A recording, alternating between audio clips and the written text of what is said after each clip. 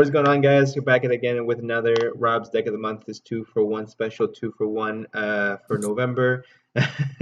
We're hitting big with the holiday season. What's up? Yo, we gotta make the comeback. I haven't made a video in like 2 years. I know. I think this is the last video I gave for you too. I made a few, but it has been a while. Need to get back on that horse. What you get one per year because there's two of them anyway. So let's go ahead and get started. And then, if you have noticed that I'm wearing the exact same clothes for the previous 3 videos because I record them all in one night. We went crazy, guys. We went crazy. No one judge me. I have a job. Okay. Anyway, Rob, content go burr. What? I have a Monarch. So this is the last profile I gave you before you vanished into thin air and disappeared. So. With the last list, it gave us back 3 Pantheism. So it made me want to mess with the deck a little bit more. But the problem is, it's not 2016. The decks, like when you went second in that format, you only really had to deal with like a Beatrice and a Fiendish Chain, right? Where you have to deal with like Strike Dweller. But now if you go second, it's like Herald, Savage, Buster. So your games when you're going second are gonna be a little bit awkward. So you have to play the deck a little bit differently than.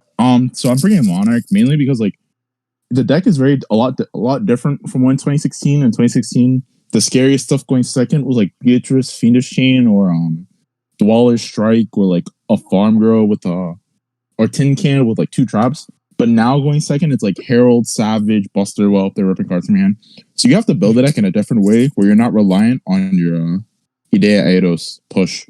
So I built it, and you're gonna look at my deck. And you're thinking I'm crazy, but I do not play the little white guy and the little black guy. I don't play Idea and Eidos. And I'll explain that in the profile. So right now, 3 Aether, just really good for when you go first. You set up Aether Stormforth because you normal summon one, you summon the other from your deck. Summon anything with Monarch stats, or summon anything with 2400 or more attack and 1000 defense. So you mainly summon either Aether or Kuraz. 3 Erebus, the spin, the non-target spin. He's really good going second, and he's really good going first because like ripping cards from your opponent's hands is always good. I don't play it main to solos because it's not as good going first. Or it's not as good going second as Erebus is. It puts 2 in the grave and it rips a card from anywhere. So going second, you can break apart boards with it. Then 1 Kuraz. I only play the 1. You don't really care. I might play more of it just for the tech card I'm playing.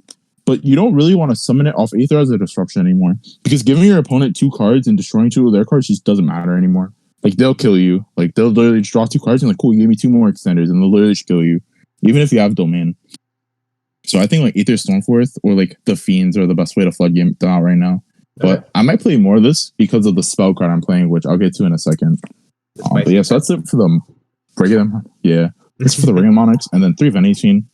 Yo, my babies, I love these things. It's basically your new win condition. Yeah. Ulti Germans. I wish I had original ultis though. Like I forgot what set it is. Cyber Impact or Cyber Dark something. But 3 anything, this is your win condition basically. Like sometimes they can deal with Domain with like Lightning Storm for the Domain or Cosmic Cyclone. But this card, like they have to hard draw Imperm. But I play March and Mithra. And Mithra basically puts a token on their side of the field. So that means if they're going to imperm me, they have to switch the token to attack and attack into this and then imperm me. Which means I'm not dying. Which means I can come back next turn and try to break your board. So this card's really good. And then 1 Majesty because it's searchable. So you can search it with the return. And it's not as good because they can still like special like Pinkertops and out it. So it's just the one. But because it has Monarch stats and it's searchable and it works with all your cards, it's really good. And then for the tributes, 3 Red Layer. Because it's both a tribute monster, but it's also tribute fodder. Because you can just go like special red layer, tribute for Vanishing. Go special red layer, activate the spell card, tribute both for an Erebus. Then 2 Mithra, because it's not a tribute monster, but it's really good to draw because it lets you double tribute, and it puts the token, which is really good for like not getting impermed. So if you look at my deck, and then before I actually say that, 1 Hippo. Hell yeah. Hell yeah. It's basically for the spell card I play. So I play, which I'll talk about more, 3 Super Hippo Carnival, which is basically E-Telly for this dude that summons. I'm not even showing it. 3 Super Hippo Carnival, which is basically E-Telly for this dude, right? So it summons him from the hand, field, or hand deck or grave. So the idea is it's a one card that puts a tribute monster on the board. So it's a one tribute for a Vanity Scene, and it's a one tribute for like a Majesty or a Kuraz. Or if you have Domain, you go like Hip Hippo or Super Hippo Carnival into this guy, Domain for Erebus, and then tribute your opponent and tribute, and you get to play. So if you look at my deck, none of my extenders lose to Imperm, right? So if my opponent has like Ash, you can't Ash a Red Layer or a Mithra. Sure, you can Ash Hippo Carnival, but that means you're not going to Ash my Erebus or my Pantheism or my like I'm still going to be able to play. Right. That's the main thing. Like if I'm able to put a monster on the field, I can always potentially come back. But if I don't, like if I go normal summon Idea and a light breeze comes my way, I'm passing my turn, and I didn't want to do that. So sure, you lose a little bit of recurability with no Idea in your deck, but it's fine because you have 3 Pantheism again, and the turns don't last as long. Like you're not grinding as much. Like you either floodgate them out and they scoop, or like you try to break the board and you go from there. But you won't really get into a grind game. Mm-hmm. Oh, that's it for the monsters. No hand traps, because hand traps suck in this deck. I tried playing Phantasme for the longest, but it just doesn't like it's getting you a hand, but it's not like outing their board. But they're not. It's not fixing your hand either. It's like a really weird card. Yeah, like, and sometimes what's worse is when they don't link summon. Like you play against like Invoke Dog. Like sometimes Invoke Dogmatica, as weird as it might sound, doesn't link summon. Like sometimes they go like normal Alistair, activate Invocation, and you're just like what? And they pitch like Driver from their hand and the Alistair. I'm like, are you kidding me? Like they just do really random stuff and they just don't link summon. And they make a Mechaba and you're just like, oh, this Phantasme is not doing anything. If Phantasme had Monarch sets, so I'd probably play one though. Okay, then for spells, the 3, the baby, the draw card. I never thought I'd see this card at 3. 3 Domain. That's hype. The Floodgate. 3 Tenacity, the Search. Oh no, you only see 2. 3 Tenacity. 3 Stormforth. It's like all just good going second. Only 2 return. It was mainly because it's not a card that inherently can unbrick you, right? So technically, Stormforth going second can unbrick you. Tenacity with a Monarch can unbrick you because it gets you Stormforth. Mm-hmm. Domain puts a Monarch spell in the grave for like Foolish Burial, Good Sending Prime, or it's like another Monarch spell. So like, or you can literally just go like, if you draw like double Domain and a Monarch, you can go reveal, normal summon because of 4, and you put a body on the board. Like that's the important thing. Just getting bodies on the board so you're not like hard bricking. But this card doesn't do that. It's just like a good card to play when you're already playing. So I only play 2. I might play 3, but the third one was March, because it's another way to protect Vanity Scene and Majesty Scene from Imperm, and like it puts them on. You better draw Ruler or Droplet. And you haven't found that it like the other spells slows down the deck at all. Well, the 1 March no, because you search it when you need it, and it's still a Monarch spell, so technically it'll always work with Pantheism. So like at the worst, it's like okay, it's just like a one of. You can search it when you need it. But most of the time, you just don't need it because Domain doesn't lose to Imperm. It's only Vanity Scene and Majesty Scene that lose to Imperm. But you don't always get you don't always summon a Fiend. You could sometimes just do like sometimes you could just Domain lock them with a Red Layer. Like you can go like Special Guy, Tribute for Red Layer, Domain Pass. And sometimes they just can't deal with it, which is hilarious. And then for spells, Reasoning.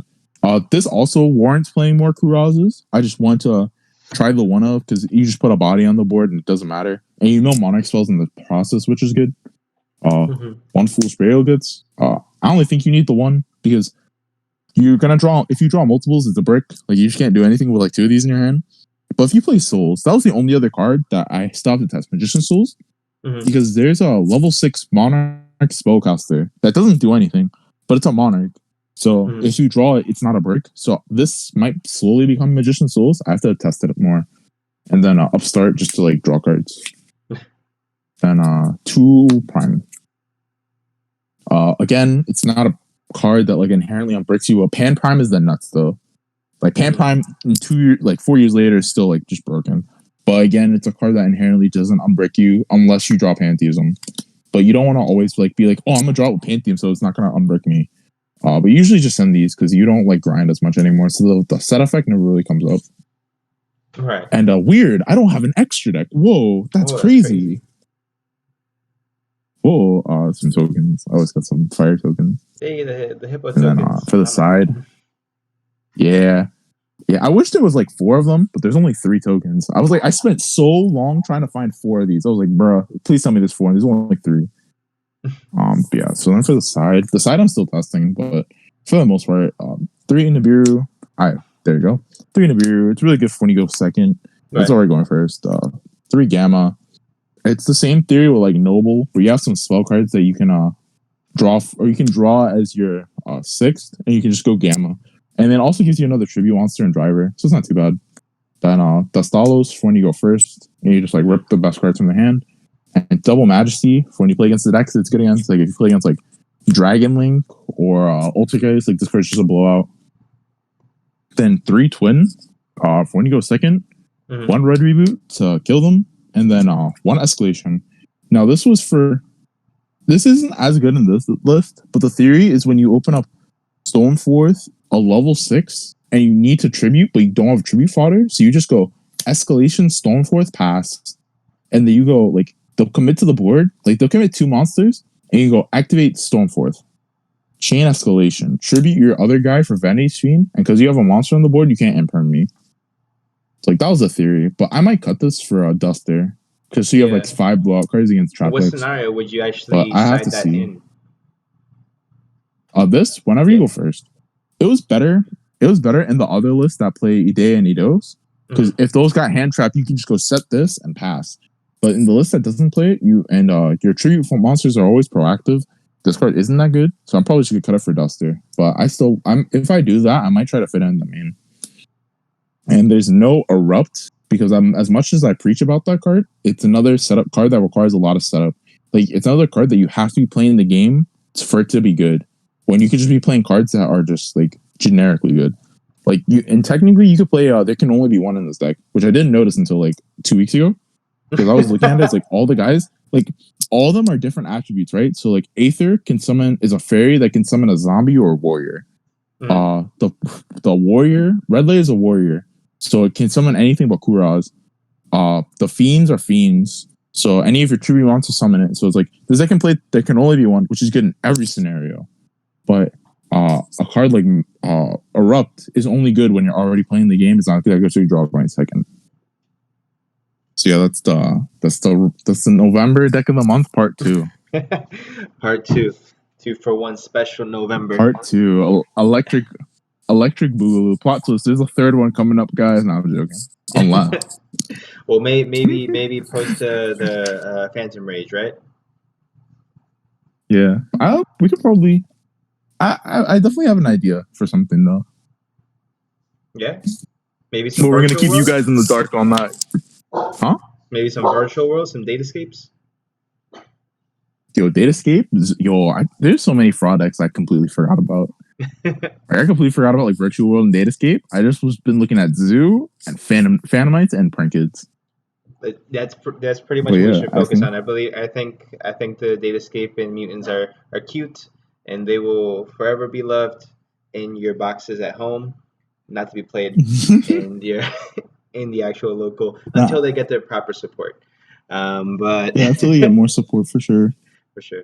Well, thanks so much, Rob, for coming on again. And showing us It's not like we just spent like 4 hours talking about Yu-Gi-Oh! What? I know, right? Hey, we don't talk about that. We don't have an obsession. You have an obsession. Anyway, thanks a lot, Rob. Always with the spicy tech. I haven't seen Hippo in a Monarch deck in a while. I think since when I first started playing when I was in high school, and I tried that out. But yeah, it was a lot of fun talking to you again, my man. We should definitely do this a lot more often, and I will see you once I get to New York. Let's hope we can work something out, champ. I appreciate it. Peace, YouTube.